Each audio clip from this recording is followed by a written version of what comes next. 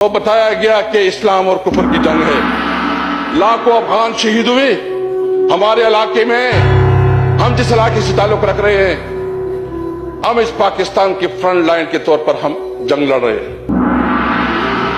40 साल इस सरजमीन पे जंग हुई। रूस आया तो हमारे कबायली अजला खैबर पख्तूनख्वा उसमें सबसे ज्यादा मुतासर हुए।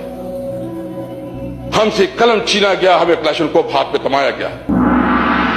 हमने उस जंग में इस्लाम और कुफर के हवाले से हमारे जवानों ने, हमारे बुजुर्गों ने हिस्सा लिया, लेकिन पता चला कि वो अमेरिका और रूस की जंग थी, वो इस्लाम और कुफर की जंग नहीं थी। वार ऑन टेरर के नाम से जंग शुरू हुई। वार ऑन टेरर के नाम से हमारे इलाके में फिर हम इस जंग में शामिल हो गए। मेरे कबाइल के काफी हमारे साथी इधर बैठे हैं, इनसे आप पूछ सकते हैं। आप वजीरिस्तान, आप बाजवड़, आप मेमन, आप कबाइल के जितनी भी जिले हैं उनसे पूछे कि उसके ऊपर क्या गुजरी है। ड्रोन अटैक, बमबारी और ऑपरेशन।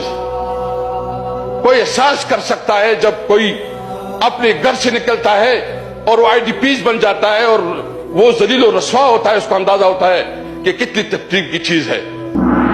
इस इलाके को जिस तरह रोंदा गया, उसकी रवायात को रोंदा गया, तो फिर कहा गया कि नहीं जी, यहां तो बॉर्डर पे स्मगलिंग होती है, यहां तो जो है ना, मुझे बताए दुनिया में कौन सा ऐसा इलाका है जहां स्मगलिंग नहीं होती। मैं स्मगलिंग की हिमायत नहीं करता, लेकिन मैं सिर्फ पूछना चाहता हूं कि क्या खैबर पख्तूनख्वा के उस अजला के जो फाटा के हैं, जो खैबर पख्तूनख्वा के हैं, उनके हुकूक और लाहौर और कराची और इस्लामाबाद की अवाम के हुकूक बराबर है? क्या जहां जो सहूलियात आपके इस्लामाबाद में, कराची और लाहौर और दीगर सूबों में है, क्या वो आपके फाटा में वहां स्कूल, कॉलेजेस, हॉस्पिटल्स, इंडस्ट्रीज, कारोबार है? वहां तो आपने तबाह बर्बाद किया है। आपने इस नाम पे, पाकिस्तान के नाम पे हमारे लोगों को जिस तरह रस्वा किया।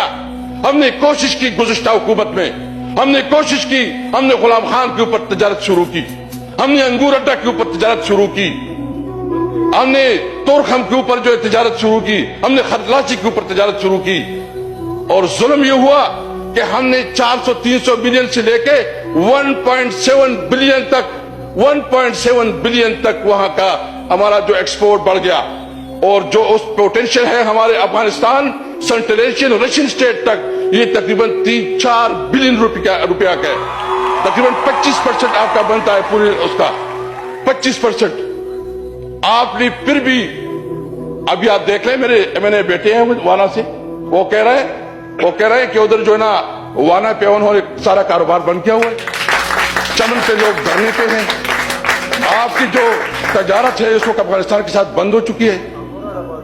स्पीकर साहब, आपको पता है, हमारे सेक्रेटरीट को पता है कि हमने पूरे रीजन में बहुत बड़ा काम किया।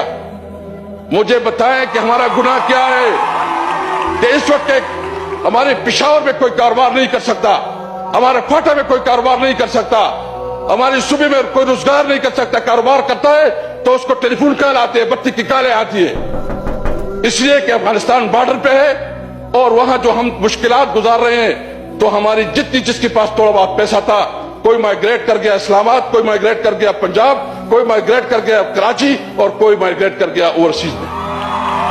हम समझते हैं कि सबसे पहले आप इस पार्लियामेंट में माहिदा हुआ था, मर्जर जब हो रहा था, माहिदा हुआ था कि एनएफसी अवार्ड में फाटा के लिए स्पेशल पैकेज दिया जाएगा और उसमें नहीं 30% नहीं 3% जो है ये हम अपने शेयर में देंगे फाटा के डेवलपमेंट के लिए। आज तक एक पैसा नहीं दिया गया, न पंजाब ने दिया, न सिंध ने दिया और न मरकज ने दिया। खैबर पख्तूनख्वा देते अपना। वहां तो इस वक्त फाइनेंशियल बहुत बड़ी एक क्रंच आ चुकी है। इस वक्त तो जो हमारा सूबा है वो माशी लिहाज से बिल्कुल इसके पास तनख्वाहों के लिए पैसे नहीं है। यानी 72 सिर्फ जो हमारे इस वक्त फंड रहते हैं वो पाक के पास जो हमारे फंड रहते हैं वो 72 बिलियन 72 बिलियन सिर्फ नेट हाइडल प्रॉफिट है। सिर्फ नेट हाइड्रो प्रॉफिट में हमारे जो है ना 72 बिलियन रहते हैं। और दूसरा जो कमिटमेंट की गई थी 2023-24 के बजट में कि 262 बिलियन देंगे, अभी तक कोई फंड नहीं दिया गया। जो पेट्रोलियम और दीगर चीजों में जो कमिटमेंट किए गए 75 बिलियन का, यानी एक तरफ वहां जंगजदा इलाका है, वहां एक तरफ शोरश पपी हुए हैं। अफगानिस्तान के साथ जो हमारा थोड़ा बहुत रोजगार होता था वो आपने बंद कर दिया। हमारा जो ख्वाब था कि हम सेंट्रल एशिया के साथ और एशियन जो रशियन स्टेट है उसके साथ अपना कारोबार करेंगे, वो आपने बंद कर दिया। आप हमें पैसे नहीं दे रहे, तो इसका क्या मतलब है? क्या आप वहां मजीद दहशतगर्द पैदा करना चाहते हैं? क्या आप वहां मजीद एक्सट्रीमिज्म बनाना चाहते हैं? इसलिए हमने फैसला किया है, हम पाकिस्तानी हैं, हम आईनी पाकिस्तान पे यकीन रखते हैं, हम कानून और आइन के अंदर रहते हुए अपनी जद्दोजहद रखेंगे। लेकिन ये बात याद रहे, हमने सबने ये फैसला किया है कि अगर हमारा हक नहीं मिलता तो कोई यहां हुकूमत नहीं करेगा इंशाअल्लाह ताला। हम एक भरपूर तरीके से अपनी आवाज उठाएंगे, ये हमारा हक है।